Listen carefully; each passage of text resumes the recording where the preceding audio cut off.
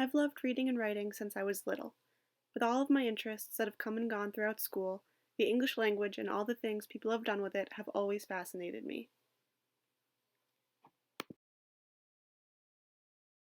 It's hard to remember the beginning of our careers with something that we started when we were so young, but there are definite pinpoints that have stuck out to me that cemented my love for literacy. I was always surrounded by people who loved to read. When I was younger, my mom and grandma would see how many spelling and grammar errors they could find in our newspaper. They would tell me that there were 6 mistakes in a certain article and hand me the paper so that I could try and find them. When I was in kindergarten, myself, along with a couple other kids in my class, were taken out to a different room every day when it was time for reading. My school practiced a tracked system where we had an accelerated track, what they called a regular track, and a track for students who needed some extra help. On this day, the accelerated track was learning how to spell the word Washington. This was a daunting feat for a 5-year-old.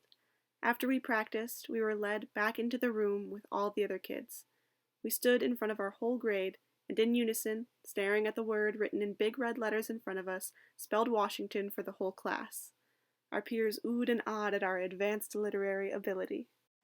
Whether it was a gene or something planted in me after spelling Washington for 55-year-olds, I was always excited about reading and writing. In first grade, my best friend Lucy and I would have competitions to see who could write a longer story when we had a creative assignment. We would create 30 or 40 or 50 pages of scrawled out, poorly written, rambling fiction. We didn't think about our poor teachers who would have to read this later. When I would write 30 pages, she would write 31.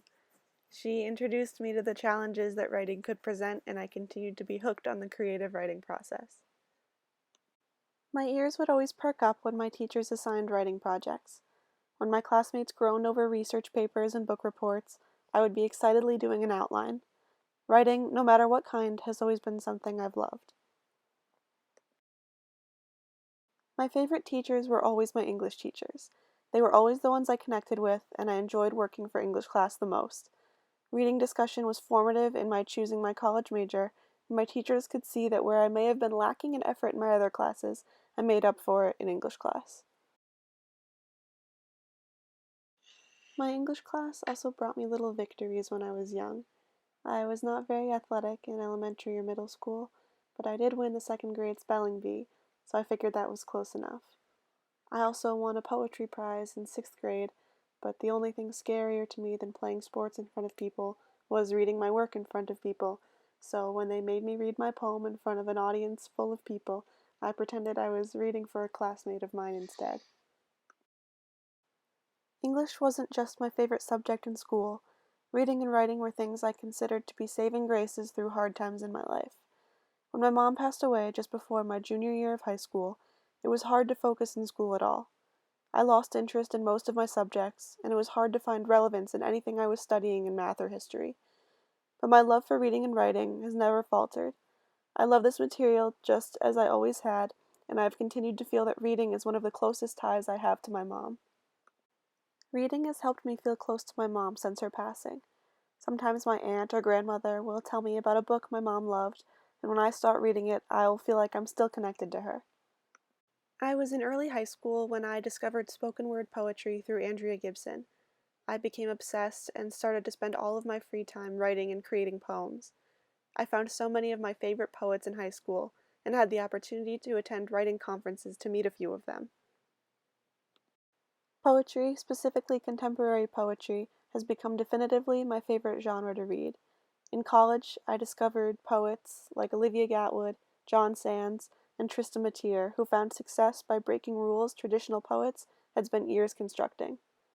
Olivia Gatwood's newest book and my current obsession, entitled Life of the Party, is a collection of poems focused on true crime and the brutal romanticizing of the murder of women. She writes about the systematic murder of women while touching on the lack of publicity women of color and trans women receive when there are crimes committed against them. John Sands writes ridiculous love poems that completely ignore form and are bursting with metaphors that I have never read in grade school. Poets like these introduced me to new vessels of writing and have broken many boundaries that we learned when I was in grade school. Writing poems made more sense to me than much of the other writing I had done, and it was my favorite kind of writing to take in.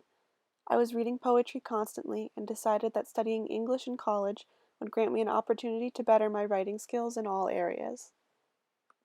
When I got to school at SUNY Potsdam, I bounced around a few majors before settling on a writing and literature major. I took a huge variety of writing courses and took literature courses where I learned about everything from Beowulf to fairy tales, and I also learned literary theory. I graduated from my undergraduate after 3 years, during which time I decided I want to come back to Potsdam for my master's in education. It was difficult deciding on these two majors because for a long time in grade school, people told my peers and I not to go into education. People gave a ton of reasons to not go into teaching as well as English, but eventually I decided that I really knew what I wanted to do, and so I declared my majors. When I was a freshman in college, I decided to start sending my creative work to magazines and publishers. It had been my dream since elementary school to see a real live book with my name on it. I spent months finishing half-completed poems and consolidating work I had written in college and high school until I had a very rough collection. Anyone who has sent anything anywhere will tell you that this process involves a lot of waiting and a lot of rejection. After a few months, a very, very small, no, smaller, no, even smaller, yeah, publishing firm told me that they would like to help me publish my work. The publishing firm was so small that they essentially used a self-publishing process where I funneled my work through a site called CreateSpace and formatted the book into oblivion before it finally looked like, well, a book. My book went up for sale on Amazon and on the shelves at a couple local bookstores and libraries. Because the book was essentially self-published, I got to, or had to, depending on how you look at it, do all the marketing for the book myself. This was a very small-scale deal, but it gave me a tiny taste of what it might be like to be published by a larger firm. On my tiny, model train-sized walk of fame, I got the chance to be interviewed by newspapers, talk to classes full of eager writers, and even have a few book signings. I was able to visit several classrooms around my area and have students ask me questions about writing and my work. I didn't feel qualified to speak as a real writer, but the students had read what I wrote, and I was able to have some really interesting conversations about the subject matter in the book. I was able to visit several classrooms around my area and have students ask me questions about writing and my work. I didn't feel qualified to speak as a real writer, but the students had read what I wrote, and I was able to have some really interesting conversations about the subject matter in the book. On top of writing, growing up, I was always an avid reader. I would tear through books after school, and because my mom was the director of our local public library, I had a never-ending supply. She would always bring me home books she thought I would like, or new releases by authors she knew I loved. A lot of people in my class were big readers as I was growing up, but I found that I often was reading very different material than my peers. When my friends were obsessing over the Pretty Little Liars series, I was reading A Clockwork Orange. When they were reading Rowling, I was reading King. A big reason for this was because my mother didn't censor the things that I read. I didn't realize this at the time, but much of the exploratory reading I did in grade school shaped my reading tastes for when I grew older. My mother censored plenty of things about mine and my brother's media intake, just like most parents do. There were certain TV shows she couldn't stand, and some movies that she believed would actually kill off our brain cells if we watched them. For this reason, certain channels and films were off limits until we got older. But she never, not once, did this with books. I could read whatever I wanted, regardless of genre or author or subject matter. This is important to me for a few reasons. Through middle and high school, I was introduced to the concept of banned books.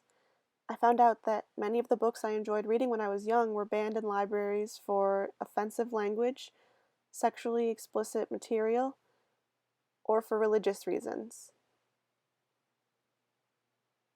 The challenging of books sounds alright until you realize that some of the books that have been banned from schools include Catcher in the Rye, The Adventures of Huckleberry Finn, and more modern titles like The Absolutely True Diary of a Part-Time Indian and Beloved.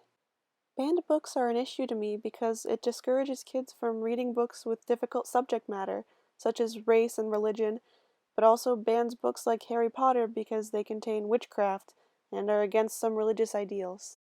I thought about this more as I got to college and started studying a more diverse range of authors and topics. I would think back to the proclaimed authors of classics we read in high school: 1984, The Catcher in the Rye, The Great Gatsby, the many plays of Shakespeare. If you'll notice, they're all white men.